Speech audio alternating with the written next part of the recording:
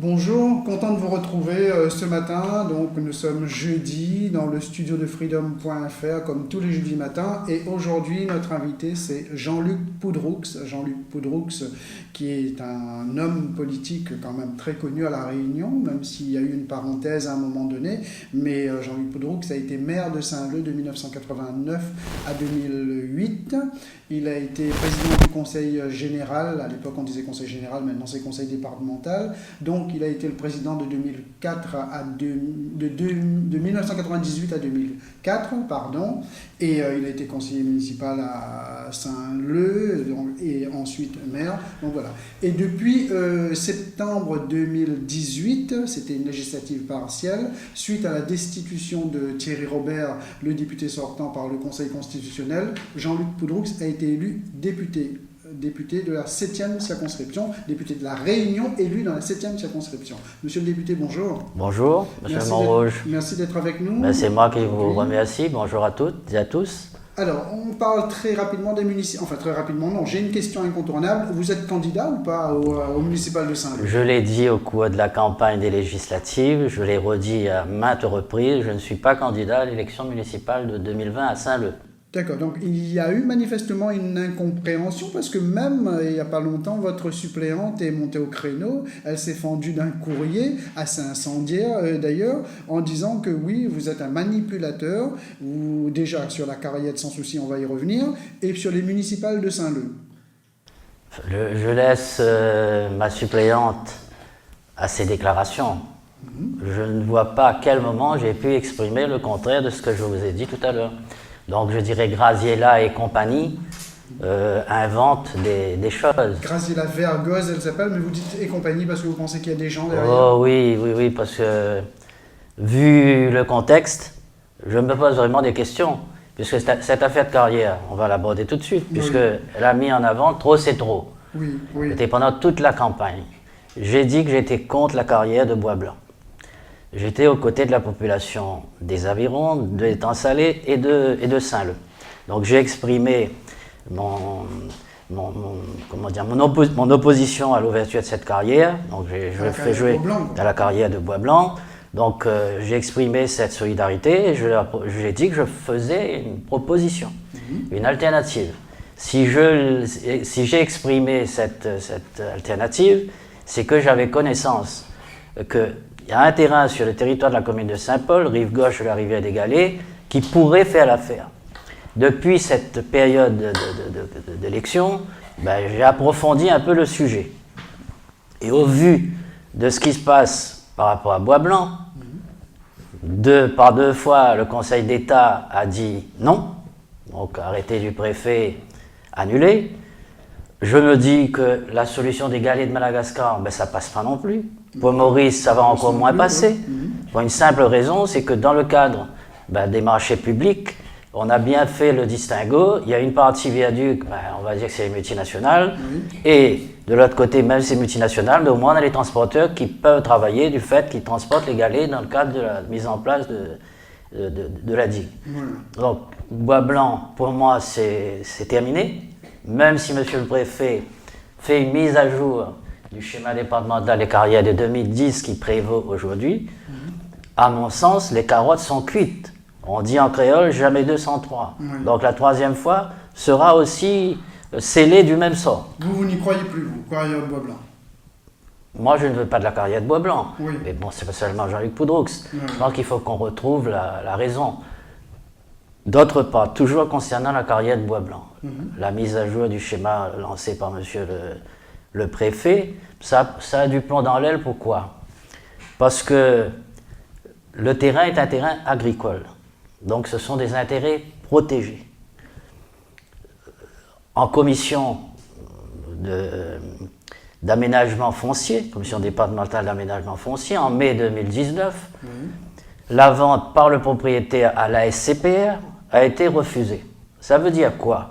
Ça veut dire que la SCPR aujourd'hui n'a pas qualité pour demander l'ouverture d'une carrière.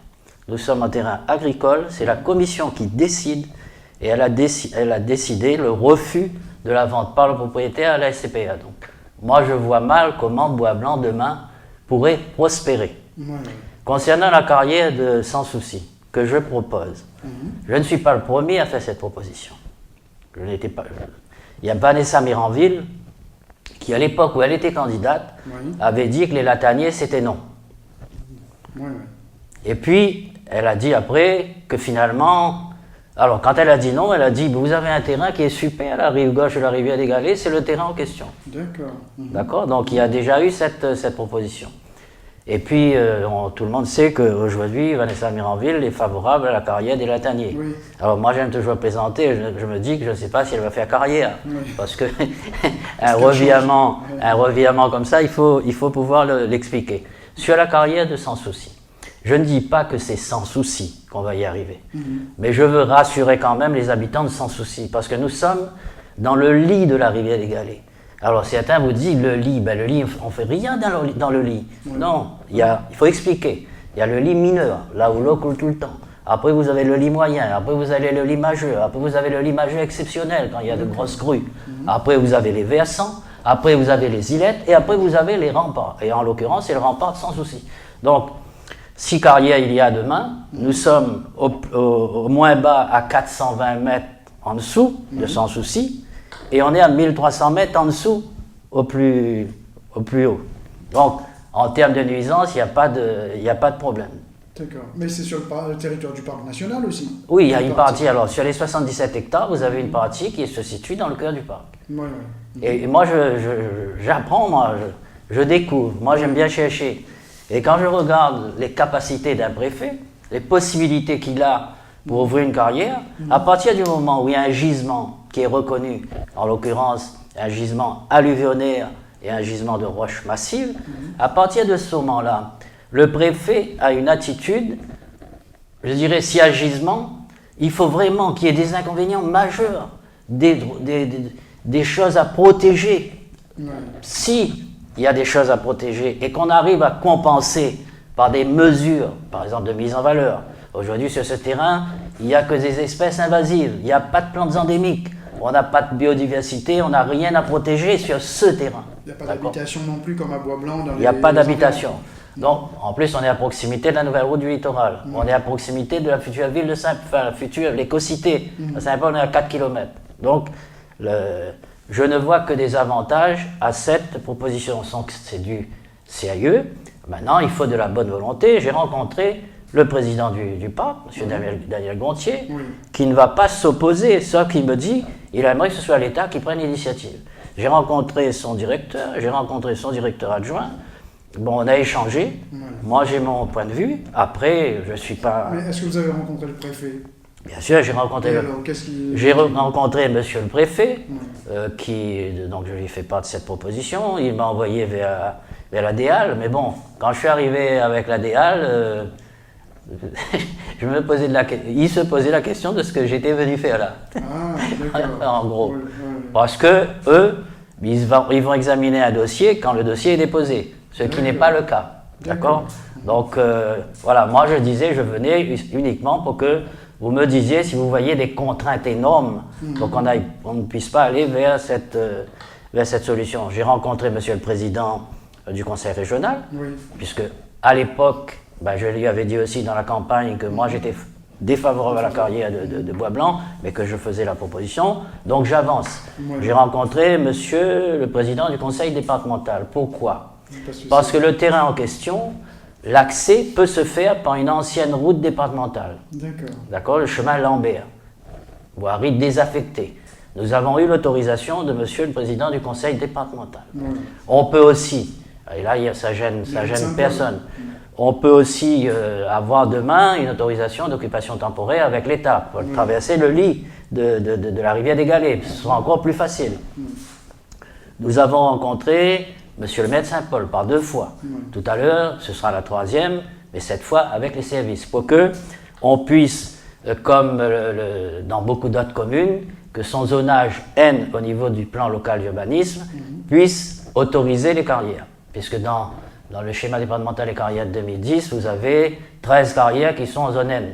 Donc à Saint-Paul, il y a une petite particularité qu'il faut essayer de faire évoluer. Donc nous avançons et Moi, je suis de ceux qui essaient de trouver des solutions. D'accord, mais quelle va être la procédure là? Vous avez fait une conférence de presse, vous avez proposé cette alternative, vous avez rencontré toutes les personnes que vous venez de nous dire à l'instant, mais maintenant, concrètement, qu'est-ce qui se passe? Vous déposez le dossier? Alors, concrètement, il faudra convaincre celui qui a signé avec le propriétaire, d'accord, une convention. Celui, c'est le groupement NRL là, ah non, non, non, non, non. Non, c'est pas la multinationale, c'est un autre carrier. Donc je tairai le nom. Mais il y a un autre carrier qui a signé une convention avec le propriétaire.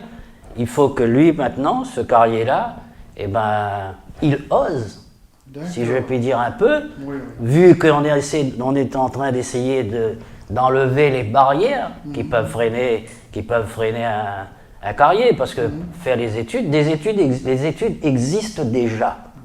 D'accord. Maintenant, il faut avoir le courage, entre guillemets, de déposer ce dossier au niveau de la préfecture, pour que ce dossier puisse être instruit. Ah oui, parce que l'instruction va prendre déjà quelques mois, voire un an. Alors ça peut aller très vite, parce que les études sont là. Après, en termes de biodiversité et tout ça, on a toutes les études.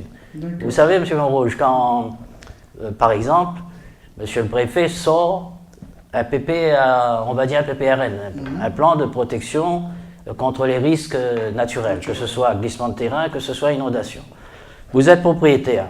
Si vous contestez ce que M. le préfet dit, écrit, parce qu'il veut se protéger, vous prenez un bureau d'études spécialisé. Malheureusement, ce n'est pas donné à tout le monde parce qu'il faut payer. Mais si le bureau d'études spécialisé dit « mais non, il n'y a pas ce risque-là », le risque disparaît.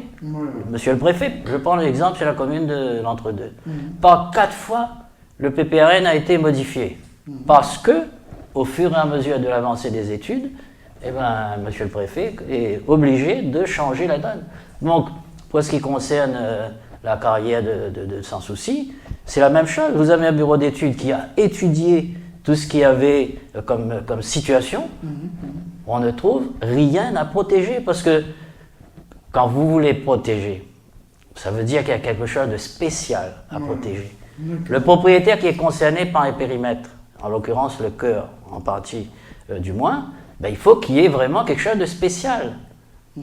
Et si ce côté spécial n'existe pas, en plus on est dans un département d'outre-mer et que les schémas, la charte prévoit pour les départements d'outre-mer, en fait il y a 3 parcs nationaux dans les départements d'outre-mer, Guyane, Guadeloupe et La Réunion. Et que si en plus le périmètre, le cœur, occupe plus de 25% de la surface de l'île, il y a des dispositions particulières. On ne peut pas tout bloquer. Le côté économique, c'est pour ça que dans le parc, vous avez le conseil scientifique, mais vous avez aussi le conseil économique. Donc il faut trouver un équilibre entre les deux. Donc si je comprends bien, vous dites carrière bois blanc, les carottes sont cuites, importation de galets Madagascar, Maurice, c'est quasiment impossible quand on voit ce qui se passe un peu en ce moment, même les camionneurs, les transporteurs qui montent au créneau. Et pour vous, il y a cette alternative-là qui tient la route, si on peut dire, sans jeu de mots. Donc, tout à fait. Pour le transport des galets de Maurice à La Réunion, on va utiliser certainement les barges d'une multinationale. Moi, je dis que c'est barjot. D'accord. Il faut qu'on retrouve la raison, qu'on étudie, qu'on mette un peu de bonne volonté, qu'on mette son orgueil de côté. On est dans la rivière des galets. Il y a des galets, on ne prend pas dans le lit, là, on prend dans les îlettes. Donc, moi, je demande tout simplement à ce que les uns et les autres fassent un petit effort. Mais quand on suit votre raisonnement, pourquoi ça bloque? Alors, on a l'impression que c'est si évident. Moi, je suis en train d'essayer de faire débloquer la situation. Donc, c'est pas sans peine, mais j'essaye honnêtement de faire avancer ce dossier. La sécurité au niveau de la nouvelle route du littoral, tout le monde l'attend. On a des galets là, les Mauriciens doivent se dire bande de cons là-bas. Là. En plus, c'est dans la rivière des galets. Il y a des galets. Mais donc, si on en arrive à là aujourd'hui, monsieur le député, est-ce que peut-être ça n'a pas été lancé un petit peu dans la précipitation? On n'a pas pris le temps, effectivement, de préparer d'abord les matériaux pour ensuite lancer... Alors, il faut remonter un peu dans l'histoire. On a le schéma départemental et carrières de 2010, qui a été voté, arrêté du préfet, en septembre 2010. L'élection régionale a eu lieu en mars, si mes souvenirs sont exacts, mars 2010. D'accord? Entre le moment où la région fait son choix de dire qu'on fait moitié viaduc, moitié digue. D'accord? Effectivement, dans le schéma départemental de 2010, il n'y a pas. Ça, c'est clair. Ensuite, le 2014 intègre ce besoin. Mais comme les choses ont été faites avec légèreté par les services de monsieur le préfet, ben, on a eu des décisions qui sont sorties du Conseil d'État. Donc à partir de là, la situation étant bloquée, allons tous ensemble mettre un peu de bonne volonté, encore une fois, et solutionner ce problème. Parce que là, manifestement, et vous l'avez compris, il risque d'y avoir un retard quand même énorme sur la livraison du chantier. On parle pour l'instant d'une livraison partielle, c'est-à-dire le viaduc avec un raccordement à l'ancienne route. Ça ne fait pas très sérieux tout ça. Écoutez, moi je ne suis pas là pour juger, moi je constate.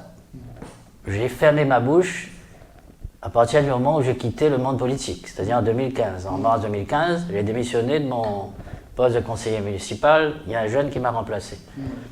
Une fois que suite à la destitution, à sa condamnation de M. Thierry Robert, ben, j'ai présenté ma candidature. À partir de là, je suis candidat, ben, j'ouvre ma bouche. J'ouvre ma bouche, je dis je suis contre et je propose quelque chose. Alors, aujourd'hui, ben, s'il y a des retards, il y en aura, forcément. Mais je ne suis pas là pour juger. Moi, je suis devant une situation, ben, modestement, j'essaie d'apporter ma pierre. Je ne peux pas apporter des galets, mais je peux apporter au moins ma pierre. D'accord, un édifice. Donc, vous dites pas de carrière de bois blanc, mais en tout cas, cette route doit se faire. Cette route doit se faire, obligatoirement. Certains parlent du tout viaduc. Bah, connaissant un peu comment ça fonctionne au niveau des marchés publics, concernant les déclarations d'utilité publique, relancer tout ça, je pense que ça va être extrêmement compliqué. D'autre part, je pense qu'au-delà de l'éventuelle future carrière de Sans Souci, vous avez actuellement pas mal d'agriculteurs, je dirais beaucoup d'agriculteurs, qui confirment qu'ils ont des andins. On n'a pas quantifié le volume, mais il y a encore beaucoup d'andins. J'ai appelé donc certains transporteurs, j'ai appelé aussi j'ai appelé la SAFER, qui me confirme effectivement qu'il y a encore pas mal d'andins. Je me dis donc, dans ma petite tête, que ces andins, plus les andins qui se trouvent sur le terrain de la rivière des Galets, à Sans Souci, et qui sont, on va dire, des chutes, quand il y a eu le dynamitage de la falaise, enfin du rempart plutôt, de Sans Souci pour la mise en place de la canalisation des Orangers, vous avez un volume important d'andins qu'il suffit de cueillir. Vous avez aussi des éboulis qui sont là et qui doivent être enlevés. Donc, les transporteurs le disent, il y a des galets ici, c'est pas la peine d'aller chercher ailleurs, il y a des galets pour finir ce chantier. Voilà, donc je me dis... Il faudrait que tout le monde y mette un petit peu du sien parce qu'il faudrait peut-être signer un deuxième protocole andin, il faudrait peut-être relancer un petit peu la machine. Voilà, moi je pense que ces andins, plus les andins du terrain de Sans Souci, peuvent, à mon sens, facilement compenser le temps des études lancées dans le cadre d'une demande d'autorisation auprès de monsieur le préfet. D'accord. Avant Excusez-moi, monsieur Moreau, peut-être une dernière précision. Si on tient beaucoup à ce terrain, c'est parce qu'il a un autre avantage. Il a bénéficié d'un avis favorable du Conseil d'État dans le cadre de la modification du schéma d'aménagement régional lancé par la collectivité. D'accord, Sans Souci, vous dites.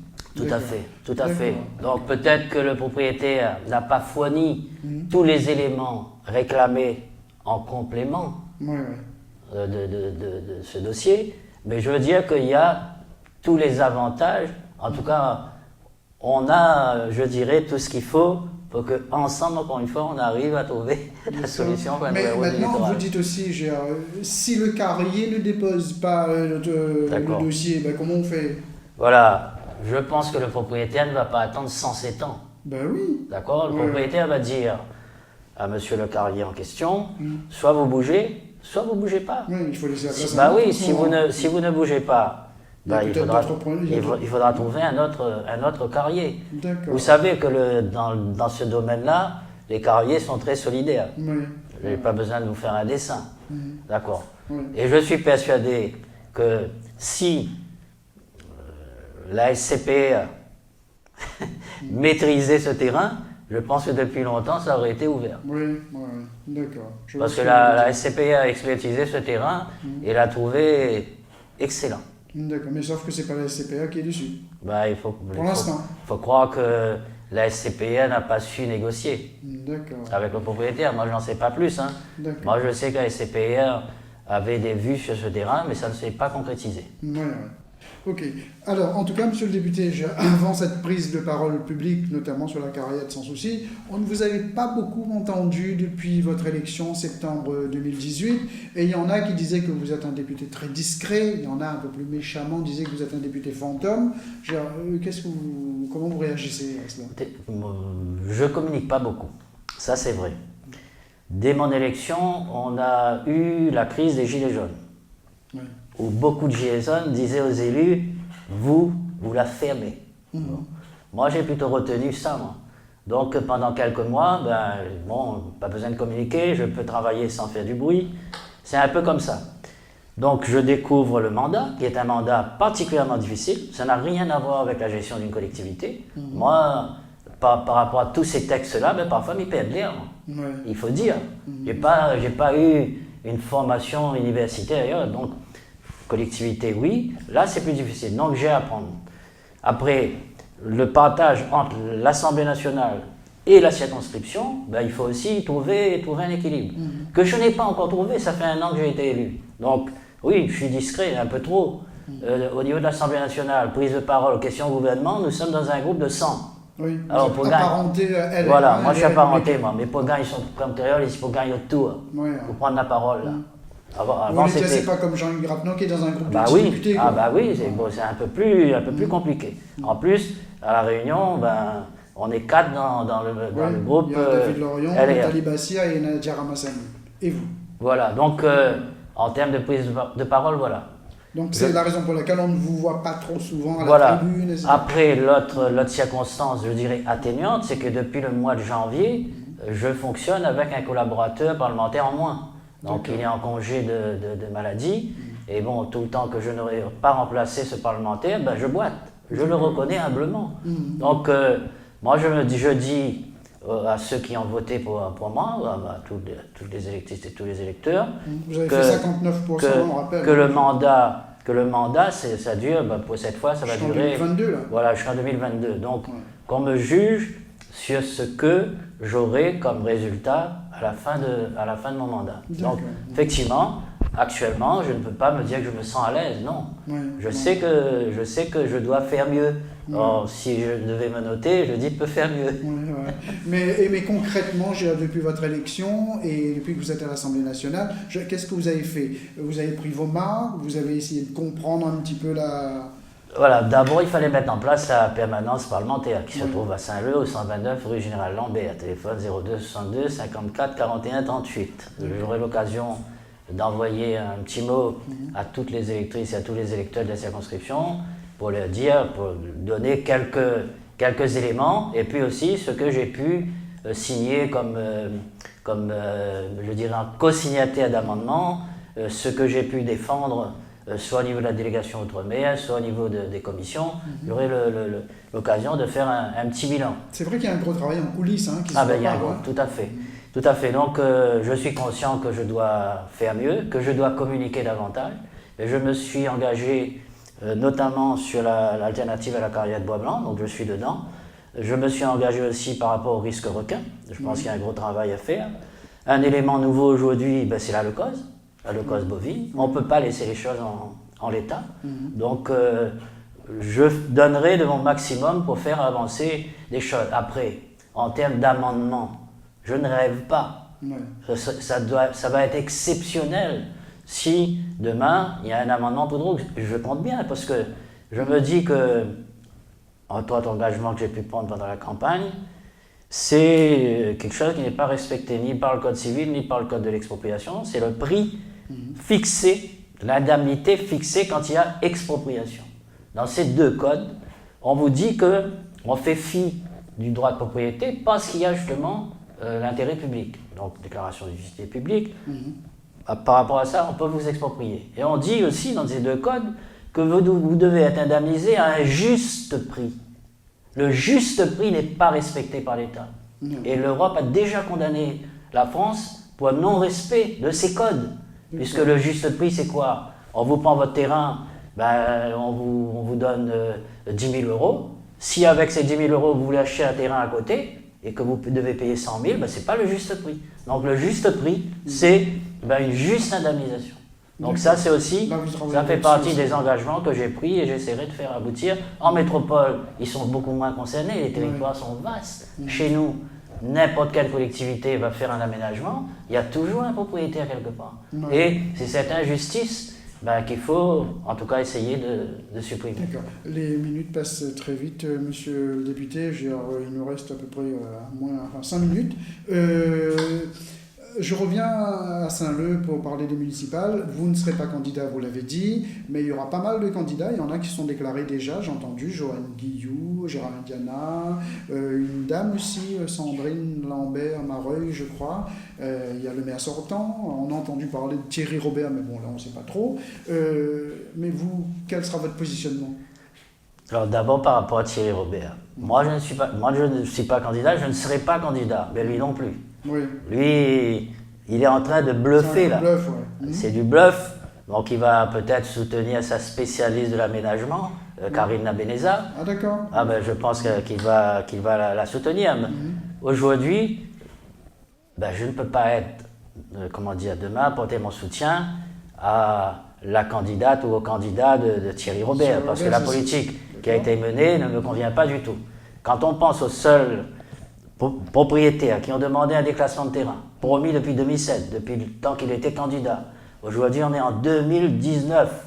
Au niveau du PLU, la révision générale qui a commencé en 2012, jusqu'à aujourd'hui, 0. Il y a des agriculteurs qui attendaient la transformation, le changement de zonage en APF, agricole, la protection forte, en juste A, agricole, qui pourrait leur permettre de bénéficier de financements qu'ils ont perdus entre-temps, soutenir un tel candidat. Après, la spécialiste de l'aménagement, quand on voit tous ceux qui traversent, qui veulent aller de Saint-Leu, dans tout le secteur de Grand Fond, secteur de l'Étang, qui veulent aller vers Saint-Denis par la route des Tamarins, on est obligé d'aller à Stella, on passe sous la route des Tamarins, on va à Portail, on passe sous la route et on repart vers...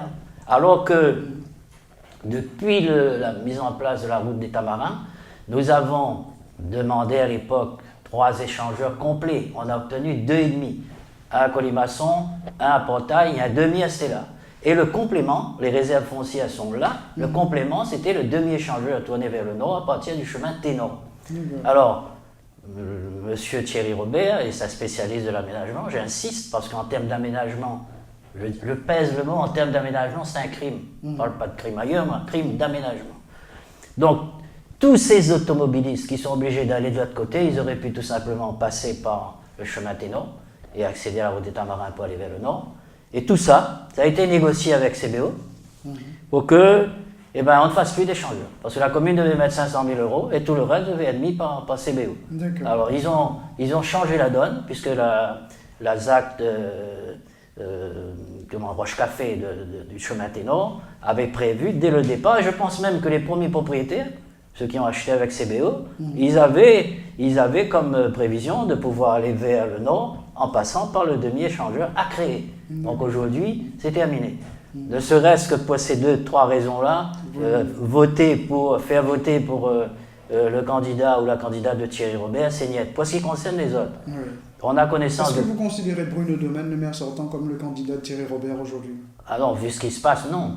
Non, vu ce qui se passe. Ça voudrait dire que vous pourriez le soutenir? Ah, moi j'attends, je vous parle franchement, moi j'attends d'abord de voir quelles sont toutes les listes qui vont se présenter, de voir les compositions des listes et surtout de voir le programme.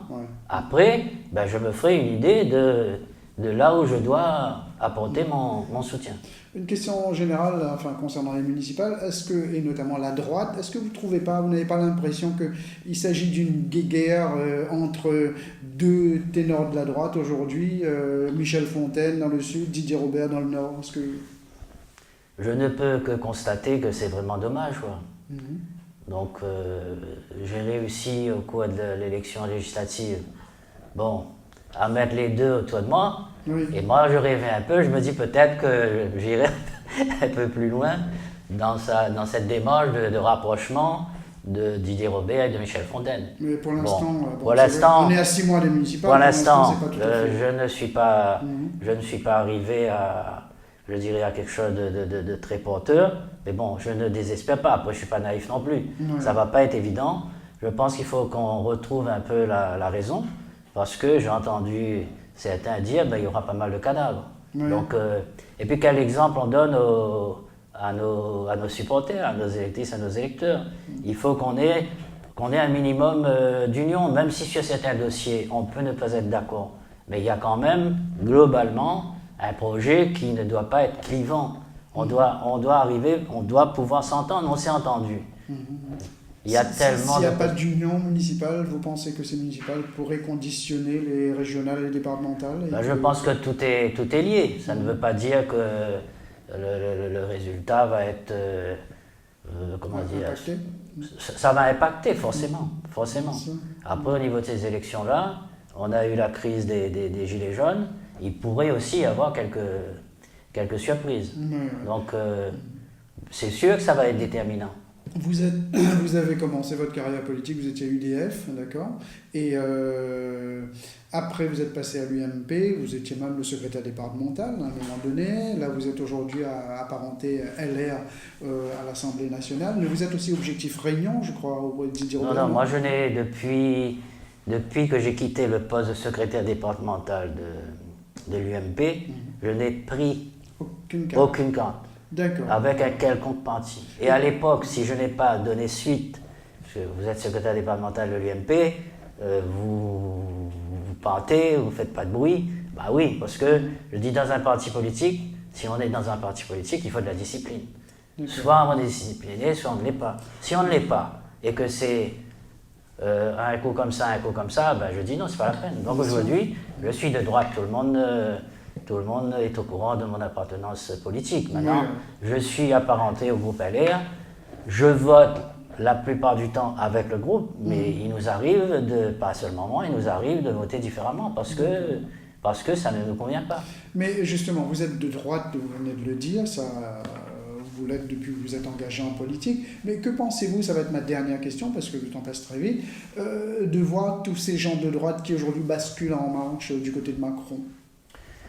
Chacun est libre de faire ce qu'il veut en politique. Vous suivez un peu. Après, bon, on est libre de choisir le camp qu'on veut. Maintenant, moi, en ce qui me concerne, par rapport à M. Macron, je ne dis pas que tout ce qu'il a fait n'est pas bon. Il y a des choses qu'on a pu voter, mais globalement, on est à côté de la plaque. On n'est pas entendu. On n'est pas entendu, même quand on est unanime au niveau de tous les élus ultramarins, on se fait de bananer, on n'est pas entendu du tout. Passer, circuler, il n'y a rien à voir. Donc, quelque part, ceux qui vont dans cette direction, libre à eux, mais je pense que le citoyen, il vote lui. Et c'est lui qui maintenant, encore une fois, je serai président du conseil départemental ou président du conseil régional. Je comprends bien qu'il faille ménager, parce que si vous voulez des crédits, vous ne pouvez pas être opposé, mais je dirais carrément de façon dure, à un gouvernement, quel qu'il soit. Donc, moi je comprends le positionnement, on va dire un peu modéré des uns et des autres. Donc, moi je pense que dans l'intérêt de la Réunion, ça se comprend. Après, vous allez à une élection municipale, si vous sentez le terrain, vous sentez que les gens vont vous suivre, même si vous appartenez à la République en marche, vous y allez. Maintenant, moi, je serai concerné, mais ce n'est pas le cas.